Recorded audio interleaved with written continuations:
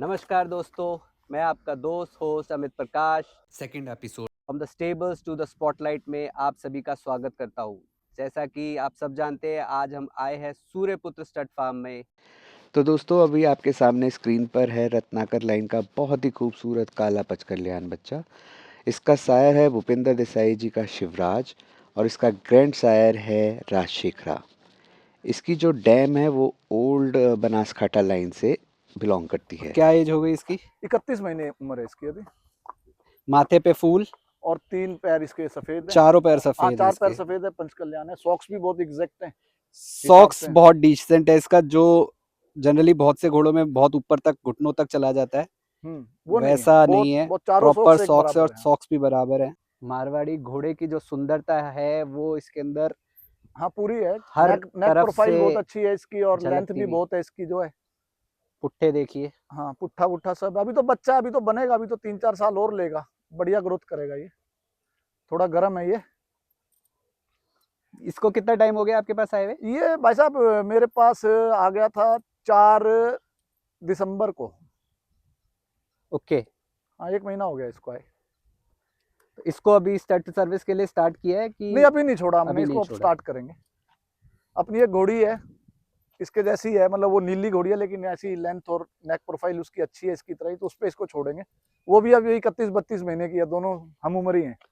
Okay. हाँ, बहुत ही बेहतरीन खूबसूरत घोड़ा, जिसका अभी हमें नामकरण करना बाकी है। नामकरण के लिए आपके वीडियो में बोला तो है, लोगों को जो नाम सजेस्ट करेंगे वही है। दर्शकों, आप सबसे निवेदन है, कृपया एक अच्छा सा नाम इस पंचकल्याण बच्चे के लिए सुझाएं। तो नेक्स्ट सेगमेंट बड़े भाई वो शुरू करते हैं, जो कि घोड़ों की देखभाल से रिलेटेड है। एक घोड़े की देखभाल करनी कैसे है? ठीक है, लोग पशु पाल लेते हैं और देन उसके बाद उसकी प्रॉपर ग्रूमिंग और प्रॉपर देखभाल नहीं हो पाती, जिससे वो बहुत अच्छे रिजल्ट जो उनको चाहिए वो नहीं मिल पाता। देखो, इसमें अमित जी क्या है कि सबके अपने मेथड है, सबका अपना तरीका है घोड़े को कैसे उन्होंने तैयार करना। क्या अब इसमें ना 3-4 सेक्शन बन जाते हैं। अगर आप मॉडर्न सोच की बात करते हो नए तरीके से, आपके पास 1 या 2 घोड़े हैं, जी उनका अलग तरीका है रखने का। बिल्कुल। 7-8 है, उनका अलग तरीका है। 10-12 है, उनका अलग तरीका है। किसी किसी फार्म पे तो 30-30 40 जानवर है। एब्सोल्युटली। वैसे आपने पिक कर लिया, मान लो आपको शो के लिए घोड़ा तैयार करना है, या कि आपको लगे कि मेरे फार्म पे 3-4 जानवर हैं तो भाई सारे ही अच्छे लगे, तो उसमें सिंपल ये है कि आप सुबह उनको लंजिंग दे दो। ठीक है, कितनी देर लंचिंग आपके हिसाब से? 30-35 मिनट स्टार्टिंग में 30-35 मिनट मत देना। कम उम्र के बच्चों को ज्यादा लंजिंग मत करो, नहीं तो उनके घुटनों में प्रॉब्लम हो जाती है। ये सबसे बड़ी प्रॉब्लम आ जाती है और आदमी समझते नहीं। शुरू में बच्चे को रिंग में खुला छोड़ दो, ठीक है। उसको भगाओ, इधर भाग जा, अपनी मर्जी से भागने दो भागने उसको। वो पागलों की तरह भाग रहा, भागने दो। ये मत सोचो यार वो ऐसे नहीं भाग रहा, ऐसे नहीं भाग रहा, नहीं। थोड़ा 2 साल 2.5 साल के आसपास हो, फिर उसको रस्सी डाल के फिर उसको प्रॉपर लंजिंग देनी शुरू करो। इस वीडियो में जो अगला कोल्ट हम दिखा रहे हैं बजरंगी, बहुत ही यूट्यूब पर फेमस, बहुत ही सुंदर कोल्ट। आने वाले टाइमों में ये बहुत ही अच्छा स्टेलियन साबित होगा।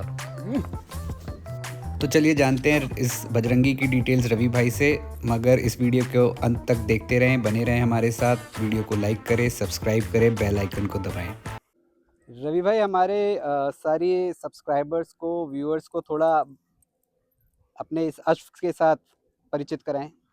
ये अमित जी अदंत बच्चा है ये, अभी 29 महीने इसकी उम्र हुई है और ये इसका नाम बजरंगी है और ये लाल रतन का है। लाल रतन है दिलबाग का, दिलबाग आलीशान का। और इसकी जो मदर है, एक प्रिंस अटेला करके घोड़ा हुआ था जो डायरेक्ट तूफान का, तो उसकी थी। तो ये इसकी डिटेल है।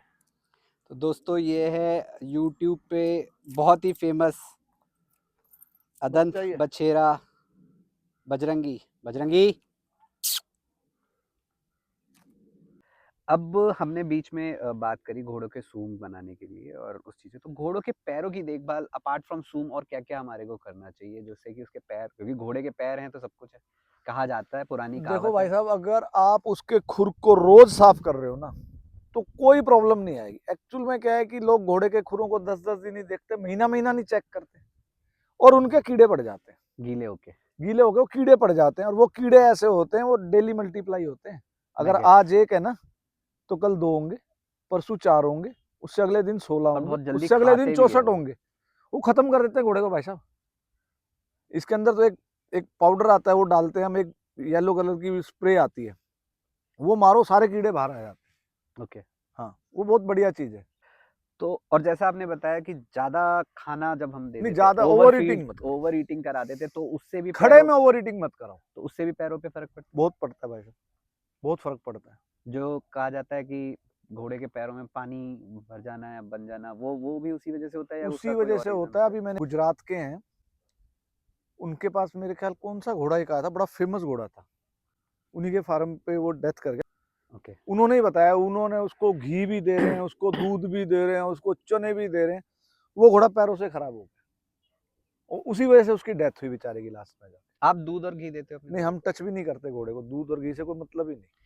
आपको लगता है कि घोड़ों को दूध और घी देना चाहिए? दूध घोड़े की डाइट ही नहीं है। आप बोलोगे क्यों दूध डाइट नहीं है? जंगल में कौन घोड़े को दूध पिला रहा बाल्टियां लेके? कोई नहीं, कोई नहीं। ठीक है। फिर दूसरी चीज कि घोड़ा कौन सा सारी जिंदगी दूध पीता है? उसका तो वो 3 4 5 महीने, जब तक आप घोड़ी के नीचे से नहीं हटाओगे जब तक दूध पिएगा। मेरे यहाँ बच्चों ने 8 8 महीने दूध पिया है। सेम। लेकिन मैंने एक वीडियो देखी, उसमें मेरे को सुनने में मतलब जो आया, एक बड़े ब्रीडर थे, उन्होंने बोला 4 महीने तक दूध पिलाओ। उसके अंदर दूध की, माँ के अंदर से ही दूध की क्वालिटी डाउन हो जाती है। तो आप उसको पानी पिलाओ या दूध पिलाओ, बात एक बात बराबर बराबर है। है। पतला हो जाता है काफ़ी हाँ घोड़ी का दूध अगर आप 4-5 महीने के हाँ, बाद तो 4 महीने पिलाते से हो। ज्यादा मत पिलाओ। और घोड़ी के भी और मतलब फिर जो जैसे हम बाहर का दूध जानवर को पिलाते हैं ना, तो उसमें क्या होता है कि पेट में कीड़े पड़ते हैं। घी नहीं देना। ओके। नहीं, घी मैंने वैसे पर्सनली ठीक कभी है। नहीं दिया, बट मैं लोग कहते हैं घी मैं दो 12 महीने एक ही तेल देता हूँ सरसों का। घोड़ों को, सरसों का तेल। हर एक जानवर को शाम वाले दाने के अंदर 100 ml में देता हूँ। 100 ग्राम तेल में हर एक जानवर को देता हूँ। मैं ना सर्दी का चक्कर पालता ना गर्मी का, कि भाई ये सर्दी है सरसों का तेल दोगे ठंडा, इतनी भसड़ में पड़ना ही नहीं। ओके। हाँ, अपने किसी जानवर को कोई खांसी नहीं, कोई प्रॉब्लम नहीं। आप शाइन की बात करें तो शाइन हमेशा तेल से ही आता है जानवर के अंदर। नहीं, आर्टिफिशियल शाइन भी आने लग गई है वो तो फिर पीछे शैम्पू में। लगा लो वो। नेक्स्ट क्वेश्चन मेरा रहेगा, ये मैंने जनरली देखा है थॉरोब्रेड के अंदर कि काफ़ी एक ड्यूरेशन के बाद वो लोग अपने घोड़ों के दांतों को घिसवाते हैं। थॉरोब्रेड के अंदर ये मैंने देखा है एक्चुअली। नहीं नहीं, मैं क्या बताता हमें हूँ। मारवाड़ी घोड़ों में भी या मैं आप, इंडिजीनियस ब्रीड्स में मैं भी ये आपको करना चाहिए? यहीं लेके आ रहा हूँ। एक्चुअली जब मैंने ये घोड़ा खरीदा था शाहजहां, उस समय 4 साढ़े 4 साल का था। इसके साथ एक मेयर आई थी, नीली अंदर है, वो होगी 6 साल की। तो ये दोनों बहुत वीक थे। ओके। मतलब इतने वीक थे कि आप यकीन नहीं करोगे कि जहां से मैंने लिया वहां से मुझे पड़ोस से उस लड़के का फोन आया, बोला भाई साहब अगर आप 10 5 दिन और ना लेके जाते तो मर जाते हैं। इतनी कंडीशन खराब थी घोड़े की। और मैंने 6 महीने इस घोड़े की फोटो भी नहीं खींचने दी किसी को। ओके। बहुत कंडीशन खराब थी। तो मैंने, डॉक्टर है मेरे सुमित, मैंने उनको बुलाया। उन्होंने जब चेक करा तो इनकी पिछली जाड़ें बढ़ी हुई थी, पीछे जाड़ होती वो बड़ी, वो जब जाड़ बढ़ जाती है तो घोड़ा ना दाने को चबा नहीं पाता। ओके। फिर इसको तो शाहजहां को तो इंजेक्शन दिया हमने बेहोशी का, थोड़ा सा बेहोश करके इसको, फिर इसके दांत रगड़े, फिर उस मेयर के भी दांत रगड़े। कुछ लोग ये कहते हैं ना कि हम अच्छा दाना दे रहे हैं, डीवॉर्मिंग कर रहे हैं और हम लंजिंग दे रहे हैं, हमारा जानवर तैयार नहीं हो रहा। उसके पीछे दांत की समस्या है। 4 5 साल के बाद में कई घोड़ों के दांत बड़ी स्पीड से बढ़ते हैं, पीछे वाले, आगे वाले नहीं पीछे वाले। उस वजह से वो दाने को चबा नहीं पाते। अब आ जाते हैं नेक्स्ट चीज, आंखों की देखभाल के लिए आप कुछ जानकारी दे सकते हैं? जैसे कई घोड़ों की आंखों में हमेशा एक जिसे कहते हैं ढीड या गाद सा बना रहता है, वो नहीं, वो जो ढीड और गाद बनने का जो मेन कारण है, वो सबसे बड़ा मेन कारण है अगर घोड़े के पेट में कीड़े हैं तो। ओके। वो फर्स्ट रीजन वही है। उसके अलावा कोई रीजन हो तो वो डॉक्टर बता सकता है। जो मेरी नॉलेज में, जिस भी घोड़े की आंख में ढीड बन रही है, इवन मैं आपको फिर वही बात हो जाए, एक छोटा सा किस्सा सुनाता हूँ। मैंने एक नुकरी घोड़ी खरीदी 28 29 महीने की, वो मेरे पास आई। उसके बाद में क्या हुआ, उसका नाक में से बलगम आनी बंद ना हुई। ओके। मैंने उसका सारा इलाज कर लिया। फिर मेरी किसी डॉक्टर से बात हुई, बोले भाई ये जो नाक से बलगम आ रही है ना, इसका कारण कई बारी पेट के कीड़े होते हैं। ओके। बोला आप दवाइयां देते रहो, कुछ नहीं होगा। और बोला ये जो बोलते हैं ना कि ये कनार होगी पनार होगी, बोला ये कुछ नहीं है, ये सब देसी बातें। आप एक बार इसको डीवॉर्मिंग करो। अच्छा, डीवॉर्मिंग करने से पहले क्या हुआ, मैं वो घोड़ी की लीद ले गया। हमारे यहाँ पालम के अंदर सरकारी अस्पताल है, मैंने वहां चेक कराई लीद। भाई साहब वो बोले इसके पेट में कीड़े ही नहीं है। रिपोर्ट में आया इसके पेट में कीड़े ही नहीं है। मेरी डॉक्टर से फिर बात हुई, मैंने कहा इसके पेट में तो कीड़े नहीं, दवाई क्यों दूं मैं? बोले यार एक बारी दे के देख लो, कई बारी रिपोर्ट भी ऐसी आ जाती है। आप यकीन नहीं करोगे, मैंने उसको ट्यूब वाली वो डीवॉर्मिंग करी, आइवरमेक्टिन दी मैंने उसको। उस घोड़ी के अंदर से कोई 24 से 30 घंटे बाद 3-3 फुट लंबे कीड़े निकले, 3-3 फुट लंबे कीड़े निकले भाई साहब। फिर मैंने वो निकाल, उसमें 3-4 कीड़े आए। फिर उन्होंने मुझे बताया, डॉक्टर ने एक चीज और बड़ी अच्छी बताई कि जब भी आप डीवॉर्मिंग करो घोड़े की, जब भी डीवॉर्मिंग करो, अगर उसके पेट से कीड़े निकले हैं, आप घोड़े की लीद को निरंतर 24 घंटे से लेकर 72 घंटे तक चेक करते रहो। अगर उस 24 से 72 घंटे के बीच में अगर कीड़े निकले हैं तो आपको 7वें दिन उसको दवाई फिर रिपीट करनी है। उसका कारण यह है जो उन्हें अंडे अंदर दिए हैं वो 7-8 दिन में फिर बड़े हो जाएंगे, बच्चे आ जाएंगे। तो बोला उसको जब आप दे दोगे तो फिर आपको 4-5 महीने देखने की जरूरत ही नहीं है। आपके हिसाब से क्या बेटर वे है डीवॉर्मिंग करने का? जैसे कि ट्यूब की बात करी, मैंने भी ट्यूब से करी है। अभी रिसेंटली मैंने अपने दोनों बच्चों की जो डीवॉर्मिंग करवाई वो स्टमक ट्यूब से करवाई। वो हाँ, डॉक्टर साहब नाक ने, से दी होगी, हाँ, वो भी पाइप अच्छी है, डाल वो के। भी अच्छा तरीका है। तो क्या बेटर तरीका है? कुछ लोग गोली दे देते हैं दाने में मिला के। देखो सबसे बेस्ट जो तरीका है वो ट्यूब चली हुई है आजकल। मैं बता देता हूँ दिल्ली एनसीआर के लोगों को, अगर किसी को भी डीवॉर्मिंग की ट्यूब चाहिए तो वीको कंपनी की ट्यूब आती है। दिल्ली के अंदर एक जगह है दिल्ली कैंट सदर बाजार, वहां पे एक छोटा सा बाजार है गोपीनाथ बाजार, वहां पे अग्रवाल के नाम से, अग्रवाल केमिस्ट के नाम से आप गूगल पे जाके सर्च करोगे तो उनका आ जाएगा। तो जो भी आपको वेटनरी दवाई चाहिए घोड़ों से कंसर्न आपको वहां से मिल जाएगी, वो कोरियर कर देते। आपको दर्शकों मैं अग्रवाल मेडिकोज का नंबर जो है डाल दूंगा डिस्क्रिप्शन में। नेक्स्ट आ जाते हैं हम कि डाइट पर। ये बड़ा एक पेचीदा मुद्दा है, ठीक है, और इस पे मैं आपसे आने वाले समय में जितने भी हम दिल्ली एनसीआर के अश्वपालक हैं उनसे हम इस बारे में ज़रूर बात करेंगे कि, और मैं सबसे जानना चाहूँगा कि वो क्या तरीके की डाइट दे रहे हैं या क्या प्रेफर करते हैं, क्योंकि ये बहुत ही ऐसा मुद्दा है कि सबकी सोच अलग है। कुछ लोग अलग तरीके की आजकल रेडीमेड फीड देना पसंद कर रहे हैं, कुछ अभी भी पुराने तरीके पे चले जा रहे हैं। तो मेरे को आपसे जानना है कि आप किस तरीके की फीड दे रहे हैं, क्या आपका डाइट प्लान है बच्चों के लिए, चाहे वो हमारे स्टेलियंस के लिए हो, चाहे छोटे बच्चों के लिए हो, चाहे मेयर के लिए हो, तो हम किस तरीके के पैटर्न पे इनका डाइट प्लान लेके चल रहे हैं? देखो मैं आपको ना थोड़ा सा पीछे ले जाता हूँ, 2-3 साल जब हमने घोड़े पाले थे, स्टार्ट किए थे, तो हम बड़े परेशान थे क्या डाल ले। किसी को फोन किया, भाई साहब आप इसको जौ डाल लो, चना डाल दो, इसके साथ जई डाल दो, और सर्दियां हैं तो बाजरा डाल दो, ये था। अब हम इतने परेशान थे कि आज हम जा रहे हैं जौ खरीदने, उस समय 23 रुपए किलो था, 1 महीने बाद जा रहे तो 28 रुपए किलो है, उसके 2 महीने बाद जा रहे तो 35 रुपए किलो है।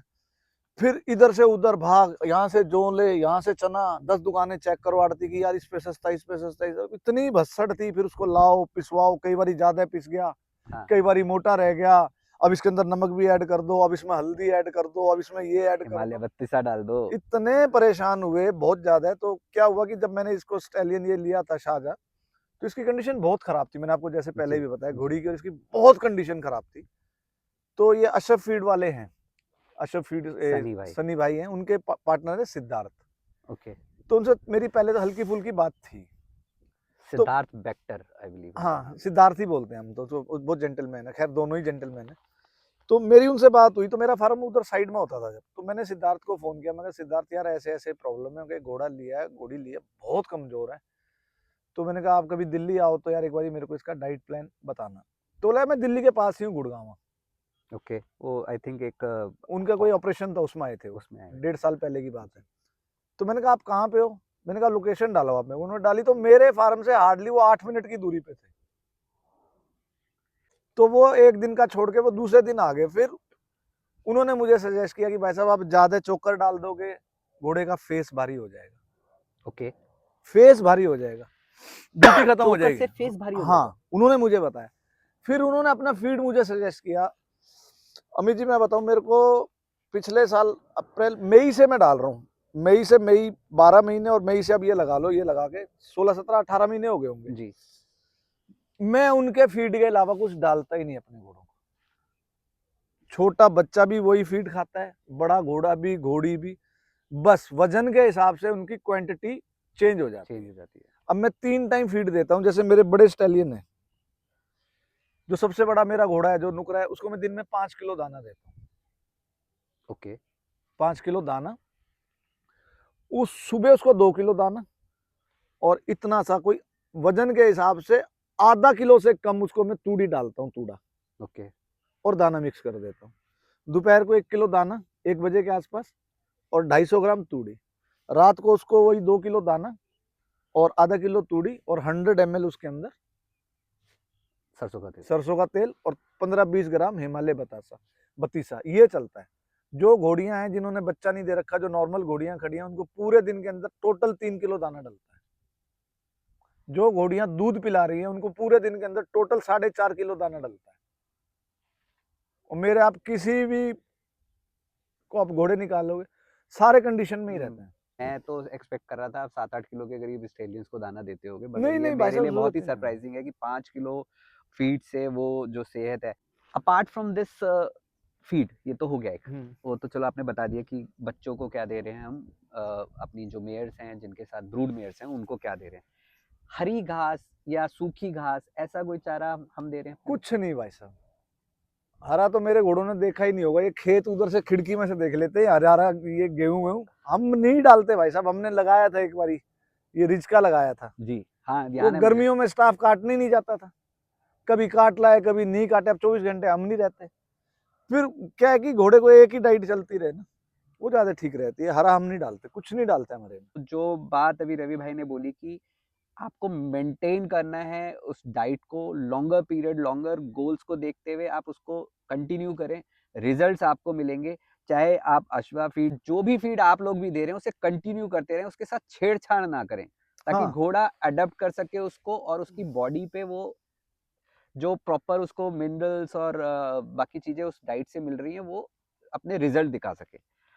तो जैसा आप कह रहे हो कि आप हरी घास या कोई भी किसी तरीके का चारा, जैसे नहीं बड़ा बिल्कुल अभी मूंगफली के चारे के लेके बड़ा हुआ है कि सर्दियां आ रही है तो जी मूंगफली का चारा खिलाओ, क्योंकि उसके अंदर ऑयल कंटेंट बहुत ज्यादा होता है। नहीं, नहीं ऐसा कुछ नहीं है। जो मूंगफली का चारा बेचते हैं ना, इसमें मूंगफली का, वैसे तो इसको इधर पंजाब वाली लैंग्वेज में मूंगफली का नीरा बोलते हैं, नीरा। जी जी। इसमें 2 चीज आती है, एक 37 नंबर नीरा आता है, एक 10 नंबर आता है। ओके। तो पहले साल किसी से मैंने नीरा मंगवाया, तो उससे मैंने पूछा 10 नंबर और 37 नंबर क्या है, तो बोला जी 10 नंबर छोटा है, 37 नंबर बड़ा है लंबाई में। तो कटाई से लंबाई बड़ा छोटी हो सकती है। नहीं, जो 10 नंबर है वो छोटा है, छोटी कटिंग है, ठीक है। और जो 37 नंबर है वो बड़ी बड़ी कटिंग है। कटिंग है। अभी 6 महीने पहले मेरे को किसी का फोन आ गया, 6 क्या 3 महीने पहले नीरे वाले का फोन आ गया। मैंने कहा भाई ये मेरे को तू 10 नंबर दियो। कह रहा भाई साहब 10 नंबर मत लो, आप 37 नंबर लो। क्योंकि उसके पास कटिंग मशीन में बड़ी कटरी नहीं है। नहीं, पता ही कुछ नहीं है ज्ञानचंद बने में। मैंने कहा वो 37 नंबर नहीं, वो 10 नंबर ठीक बोला। नहीं नहीं भाई साहब 37 नंबर में तेल ज्यादा होता है। मैं साला यही है कि 10 और 37 साइज है कि क्या है। अब तेल क्या है कि पत्ते में तेल थोड़ी होगा, तेल तो उसके वो जो अंदर गिरी मूंगफली है में, उसके गिरी अंदर में। होगा। मूंगफली के नीरे को छानना बड़ा पहाड़ है। हमारी मशीन में हमने छाना, बहुत मिट्टी निकलती है भाई साहब। वो मूंगफली का नीरा तो सबसे बड़ा कॉलिक का कारण है। वो क्या पीछे से जो ये लोग वो खुद कर भी रहे हैं, मिला वो देते मिला हैं रहे हैं, या भाई साहब। बाय देखो डिफॉल्ट की खेत में पड़ी है तो उसके साथ लोडिंग में आ खेत गई? में उठाने में आपका मेथड क्या है? खेत में उठाने का, अगर आप जेसीबी मशीन से उठा रहे हो वैसे ही उठाओगे तो तो मिट्टी आ ही 10% जाएगी। मिट्टी आ गई। आ जाएगी बाय अब वो डिफॉल्ट। इतने भाई लोग इतने बेईमान हो चुके हैं कि वो अलग से जेसीबी से मिट्टी और डाल देते हैं उसके अंदर, वेट 25% मिट्टी आ जाती है वेट बढ़ाने के लिए। वेट बढ़ाने के लिए। ये चीजें हैं। तो हमने तो एक बार ही डाला, खैर हमें कोई प्रॉब्लम नहीं है क्योंकि हमारे पास मशीन थी। फिर धीरे धीरे कई लोगों से बात हुई, उन्होंने बोला यार तू चल मिट्टी तो निकाल लेगा। बोलो अंदर मूंगफली के जो फंगस है उसको कैसे निकालेगा। अब वो डाइट ही हमारी कुछ नहीं है भाई साहब। मैं क्या कह रहा हूँ, उसको तो हम सारा ही 4.5 किलो दाना डालते हैं शाजा को। तो वो तो ऐसा है कि मतलब एक एक मसल देख लो आप उसकी। अब पहले एक एक हड्डी नजर आती थी उसकी, अब आप एक एक मसल देख लो उसकी। बिल्कुल। तो वो है हमारे सब जानवरों को। बजरंगी वो खा रहा है। मैं आपको बताऊं अमित जी, देखो ये सामने सूरज जैसे बड़ी कोई चीज नहीं है हमारे यहाँ फार्म पे ना। आप बेशक अचानक आ जाना, जैसे घोड़ियां आती है आप अचानक आ जाओ, हमारे आपको अशव फीड के प्लेटिनम बैग के अलावा कोई बैग ही नजर नहीं आएगा। हमारे यहाँ जो घोड़ियां आती हैं मिलने के लिए, हम उनको भी वो ही फीड डालते हैं जो अपने जानवरों को डालते हैं। तो अगला जो विषय मैं आपके साथ डिस्कस करना चाहूँगा, जो मेन कारण है अब इस वीकली टॉक शो को लेके आने का, कि दिल्ली जो है सेंटर प्लेस है। ठीक अगर है। हम बात करें, देश की राजधानी तो है ही है, मगर जो स्टेट्स में अभी घोड़ों का प्रचलन है, चाहे बात करें यूपी हो गया, मध्य प्रदेश हो गया, पंजाब, हरियाणा, राजस्थान और गुजरात, इन सबका एक मोटा मोटी एक सेंटर प्लेस दिल्ली है। और दिल्ली के अंदर जहां तक मेरी जानकारी है, प्लीज मुझे करेक्ट कीजिएगा, दिल्ली के अंदर कम से कम नहीं तो 50 से 60 अच्छे अश्वपालक हैं जो कि अच्छे लेवल पे अच्छे घोड़े पाल रहे हैं। ठीक है, तो आपके हिसाब से ऐसा क्या कमी रह रही है कि अभी दिल्ली एनसीआर के जो अश्वपालक हैं वो लेवल नहीं पा पाए हैं या प्रसिद्धि उतनी नहीं मिल पाई है जिस तरीके की प्रसिद्धि पंजाब हो गया या राजस्थान के अश्वपालकों को मिली है? दिल्ली के अंदर मैं आज आपको बताता हूँ, जो घोड़े पाल रहे हैं उसमें ऐसे ऐसे आदमी भी हैं जो 100 करोड़ रुपए के आदमी हैं। ओके, पैसे की कमी, उनको 20 घोड़े भी उनके पल रहे हैं, उनके माथे पे चूड़ी नहीं है कि यार मैं 20 पाल रहा हूँ, मैं 40 पाल रहा हूँ, मैं 12 पाल रहा हूँ। किसी को कोई शिकन नहीं है, मैं 12-14 जानवर रखता हूँ, अपने को कोई शिकन नहीं है। नहीं कमाएंगे पैसा कोई बात नहीं, अपना शौक तो पूरा हो रहा है। ठीक है, अभी क्या है कि अब आप देखो, इस समय अगर घोड़ों का आप अगर हब बोलते हो ना, मार्केट बोलते हो, तो वो पंजाब है, स्पेशली पंजाब का मोगा और लुधियाना जिला। ओके, ये हब है। अब आप देखो कि पिछले 2 साल से और अब इतना चेंजेस आ गया कि अगर आप बोलो ना तो एक एक महीने में 3-3 शो हैं। जी बिल्कुल। अभी महसाना हुआ गुजरात में, उससे पहले मोगा हुआ पंजाब में, बीच में हनुमानगढ़ हो गया, हनुमानगढ़ हो गया, फिर अभी ये मुक्तसर शायद अब ये शुरू हो गया अब 18 जनवरी तारीख से मुक्तसर आ जाएगा, 10 जनवरी से। 17-18 तारीख से। नहीं 10 जनवरी से, 10 जनवरी से 10, 11, 12 3 दिन शो लगता है ना। 13 को वहां नहाना होता है जी, अपना, जो दिन लोहड़ी होती है लोहड़ी। उस दिन वो नहाते हैं गुरुद्वारे में जाके बाबा जी के। ठीक है, फिर उसका शो ही शो है, शो ही शो है, शो ही शो है। यार दिल्ली के अंदर जब 47-48 लोग हैं, कोई भी ऐसा घोड़े वाला नहीं है जिसके पास 7-8 से नीचे जानवर हो। और दिल्ली के जानवर जाके मोगा शो में प्लेस मार रहे हैं। हाँ बिल्कुल, अपने सैनी साहब की कोई बच्ची है, वो मोगा में प्लेस मार के आई। अपने रवि कपूर जी का घोड़ा जो है नटराज जी, वो प्लेस मार के आया मोगा में। बिल्कुल। ठीक है भाई साहब, थोड़ा सा स्टार्ट करना पड़ेगा। मैं आपको बताऊं, शेखावटी में एक लड़के ने 2 बारी शो करा दिया है, सिंगल लड़के ने खड़े होकर शो करा दिया, और हम 40 आदमी शो नहीं करा पा रहे। कोई कहेगा जी हमने बड़ा ही बड़ा करना है। अरे भाई छोटे से शुरू कर लो यार, पहले 100 मीटर की दौड़ मार लो, लिखवा लेंगे मैराथन में नाम बाद में, प्रैक्टिस हो जाएगी। प्रैक्टिस हो जाएगी यार। कुछ तो करो, छोटे से तो करो। कोई पहले दिन मैराथन वाला कोई पहले साल जाके चैंपियन नहीं बन जाता भाई साहब, टाइम लगता है। तो आप, अगर मैं सही समझ रहा हूँ तो आप ये कहना चाह रहे हो कि अगर हमें दिल्ली को हब बनाना है, हब बनाना है, we want to move from Punjab, अगर हमें दिल्ली को हब बनाना है तो क्या हमारे को हॉर्स शो कराना जरूरी है या और भी कोई तरीका है जिससे कि प्रसिद्धि पाई जा सके? नहीं मैं आपको बताता हूँ, बड़ी मजे वाली बात बताता हूँ।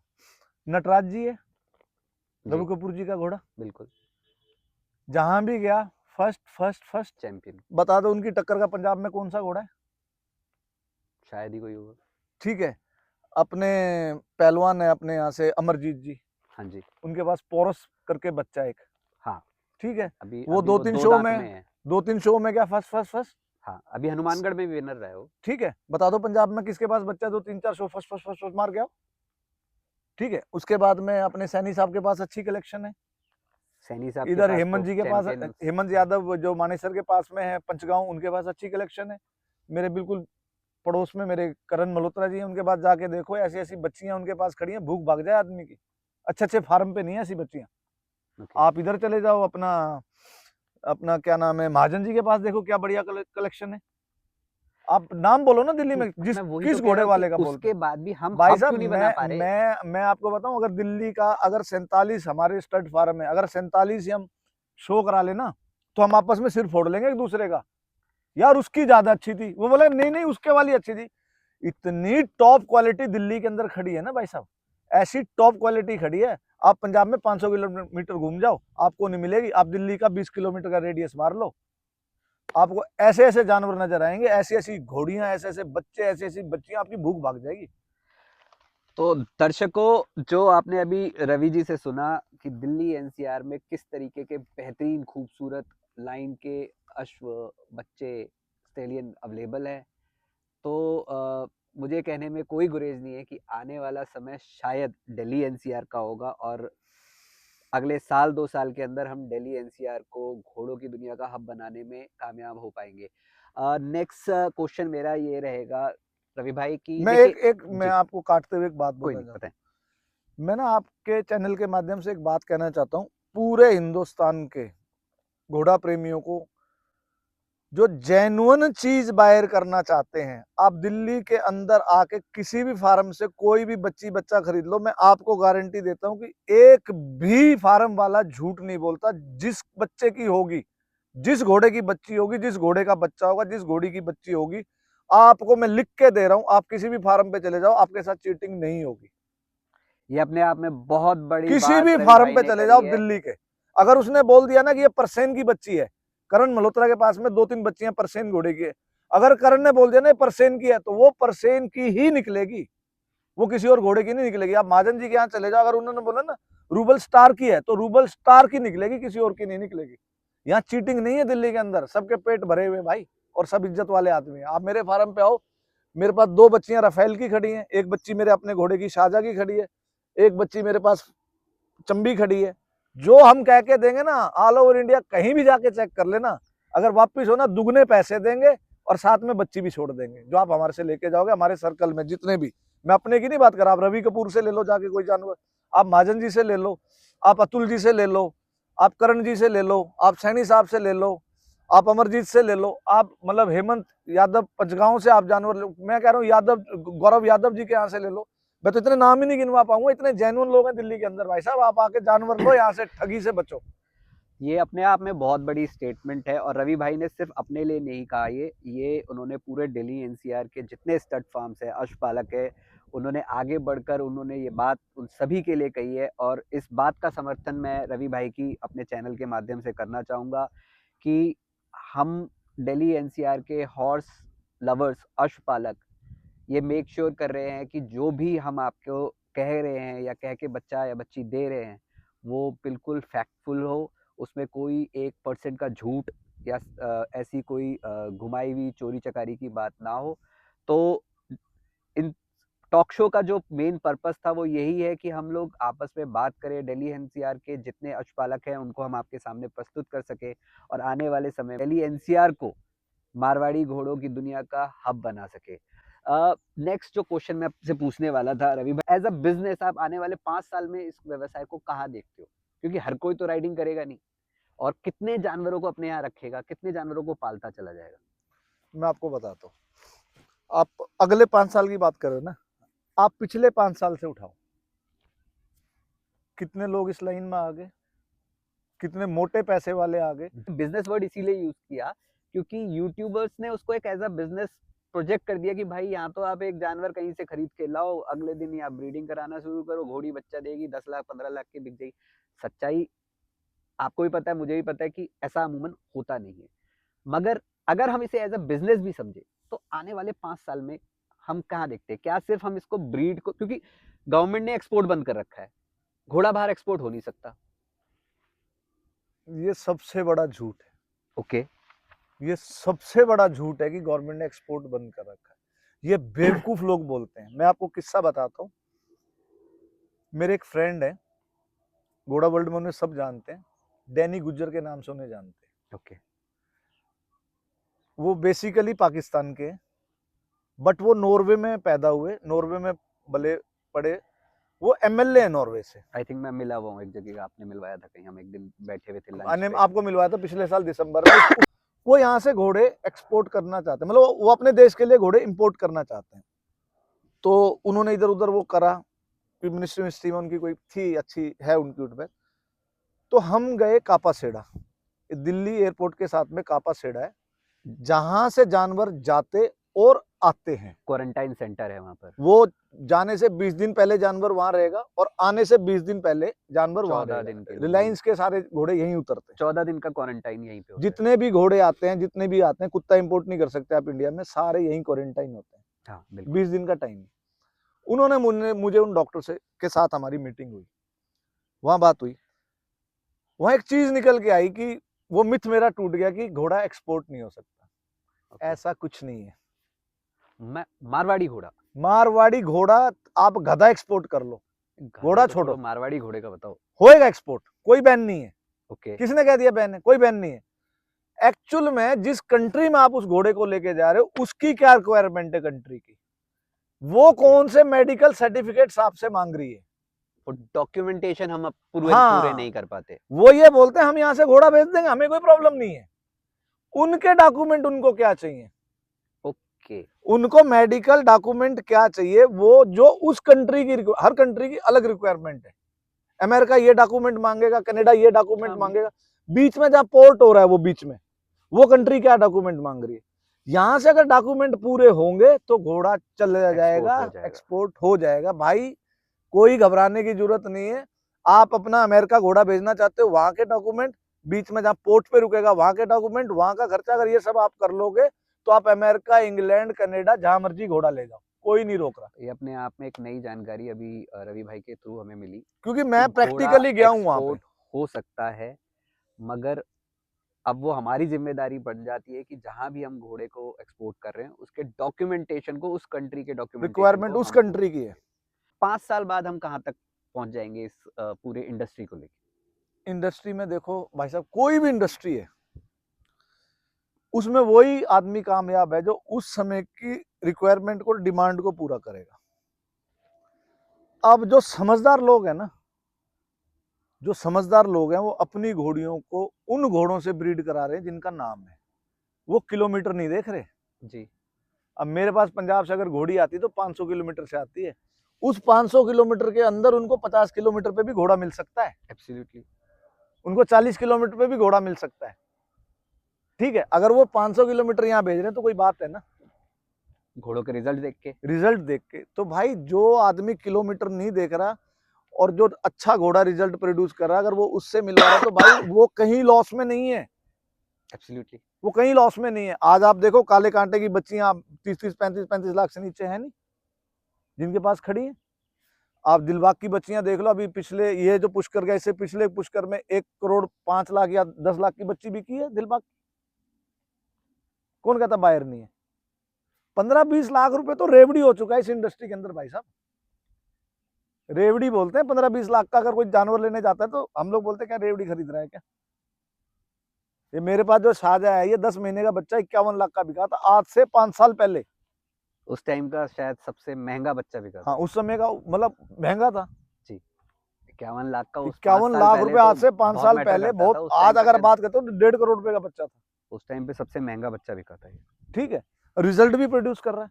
एब्सोल्युटली। सारी बच्चियों के ब्लेज दिए इसने, मतलब इसका 90% ये बच्चियां दे रहा है। और जितनी भी बच्चियां दी हैं सबके ब्लेज, किसी के पतला किसी के मोटा, सबके ब्लेज, सबके 3 पैर सफेद, 4 पैर सफेद। तो अब जो नए पशुपालक इसमें आना चाहते हैं, वो तभी मैं कामयाब आपको होंगे दिल्ली जी। एनसीआर के पशुपालकों की तरफ से आप उन लोगों को क्या कहना चाहोगे? किन लोगों को? जो नए जो आ रहे नए पशुपालक बनना चाहते हैं, जो इसमें आना चाहते हैं, नए घोड़ों को खरीदना चाहते हैं। मैं यहाँ बात कर रहा हूँ कि as an from on behalf of Delhi NCR horse owners, आप उन लोगों को क्या कहना चाहोगे, मैं क्या देखो, सजेशन देना चाहोगे? मैं आपको ना एक बात बताता हूँ। शुरू में ना बहुत लोगों के फोन आते हैं, भाई साहब कोई ना घोड़ा दिला दो, बच्चा छोटा। आज भी, आज की बात कर रहा हूँ, शमीम नाम है उनका, शमीम खान है या नाम है उनका, शमीम मुरादाबाद से हैं। वो मेरी वीडियो देखेंगे तो कमेंट जरूर करेंगे। आज उनका रात को मुझे फोन आया कि मुझे 3-4 महीने का कोई बच्चा दिला दो। मैंने उनको बोला भाई मैं आपको जानता नहीं हूँ, मैंने वॉइस मैसेज डाला, आप मुझे फोन कॉल कर लो। उनका मुझे सुबह फोन कॉल आया कोई 11:30 बजे दिन में। तो बोले भाई साहब मेरे को ना बच्चा चाहिए। मैंने कहा क्या करना है बच्चा आपने? कह रहा मैं पालूंगा। मैंने कहा भाई साहब आप घोड़ी ले लो। मैं कहा बच्चे के चक्कर में मत पड़ो। समझाया मैंने उनको, समझ में आया। बोला भाई साहब फोटो भेज दो। मैंने कहा भाई फोटो से कभी जानवर मत खरीदियो। मैंने कहा अगर 10 लाख रुपए की तू चीज खरीदने जा रहा है ना, तो मैं 50,000 का तेल जरूर फूक लियो। एब्सोल्युटली। पहले तो जहां, जैसे तू मेरे फार्म पे ही आ रहा है ना लेने, पहले मेरे यहाँ कर ले, तू देख ले, डन मत कर किसी चीज को। फिर आसपास के तो 10-20 फार्म तू विजिट कर ले, फिर तुझे फर्क पता लगेगा क्या है। ठीक है, मैं ये बोलता हूँ कभी भी फोटो पे जानवर मत खरीदो। बहुत एक्साइटेड मत हो, कई लोग एक्साइटेड हो जाते हैं फोटो देख। फोटो तो आप भी फोटोग्राफर, ऐसी ऐसी ट्रिक से आती है, मुकरी का अमिताभ बच्चन बना देते हो तुम। बिल्कुल बिल्कुल बिल्कुल। इस इंडस्ट्री को समझना पड़ेगा, इमोशन से काम नहीं चलता। ओए मेरा दिल आ गया, ओए इसके तो माथे पे ले जा, मैं लेके जाऊंगा, ये बन जाएगा, वो बन जाएगा, कुछ नहीं भाई, सब धरा रह जाता है। तो घोड़ी ले आओगे ना, कभी नुकसान में नहीं रहोगे। जितने Absolutely, की लाए हो 10% 20% कम पे बेच तो लोगे। बिल्कुल बिल्कुल सही कह रहे हो आप। हाँ, और उतना वो अगर आपने एक अच्छा बच्चा उससे ले लिया तो वो आप रिकवर भी कर जाते हो, सब हो कोई बड़ी जाता है बात भाई नहीं। साहब, अच्छा तो स्टैलियन से लाओगे तो दर्शकों, पैसे मैं मिलेंगे। आपसे यही सजेशन दूंगा, आपको यही सुझाव दूंगा कि अगर आप इस इंडस्ट्री में आना चाहते हैं, मैं बार बार इसको इंडस्ट्री वर्ड यूज़ कर रहा हूँ क्योंकि सबकी उम्मीद यही होती है कि या तो घोड़ा चैंपियन बन जाए, बहुत सारे शोज जीत जाए, या उसके थ्रू अगर घोड़ा खरीदा है, स्टेलियन लिया है, तो उससे बहुत अच्छे बच्चे वो प्रोड्यूस कर सके, या अदरवाइज घोड़ी से एक अच्छी बच्चे प्रोड्यूस कर सके। तो अगर आप इस व्यवसाय के अंदर आना चाहते हैं तो दिल्ली एनसीआर के अंदर बहुत ही बेहतरीन जानवर अवेलेबल है। आज हम आपको इस वीडियो में दिखा रहे हैं सूर्यपुत्र स्टड फार्म के बेहतरीन और अश्व, जिसमें कि 3 स्टेलियन हैं, अब जो कि मारवाड़ी से ब्रीड के हैं, और एक हमारे पास नुकरा ब्रीड का स्टेलियन है। तो इस तरीके के बेहतरीन जानवर दिल्ली एनसीआर में अवेलेबल हैं, एक से बढ़कर एक जानवर अवेलेबल हैं। आप एक बार दिल्ली एनसीआर को एक्सप्लोर करके देखें, बहुत ही अच्छे लोग हैं, और जितनी मदद हो सकेगी आप सब लोगों की हम सब लोग मिलके करेंगे। आने वाले संस्करणों में हम आपको दिल्ली एनसीआर के करीबन ऑलमोस्ट हर कोने के अश्वपालकों से मिलवाएंगे। दिल्ली एनसीआर की जब हम बात करते हैं तो सेंट्रल दिल्ली से रफली 200 किलोमीटर तक हम कवर करने वाले हैं इस टॉक शो के अंदर। हर हफ्ते एक नए अश्वपालक को अब आपके सामने प्रस्तुत करेंगे, और हम लोग यही उम्मीद करेंगे कि आप लोग एक बार दिल्ली एनसीआर आए, हमारे इन सभी भाइयों से मिले, इनके अश्वों को देखें। आप जानवर लें या ना लें वो आपकी मर्जी है, मगर जब आप एक बार स्टेबल पे आएँ और अपनी नज़रों से एक बार हमारे जानवरों की प्रशंसा करेंगे, हमारे लिए वही काफ़ी होगा। और बने रहिए हमारे साथ from stables to the spotlight के अगले एपिसोड के लिए। तब तक के लिए धन्यवाद, नमस्कार, जय हिंद।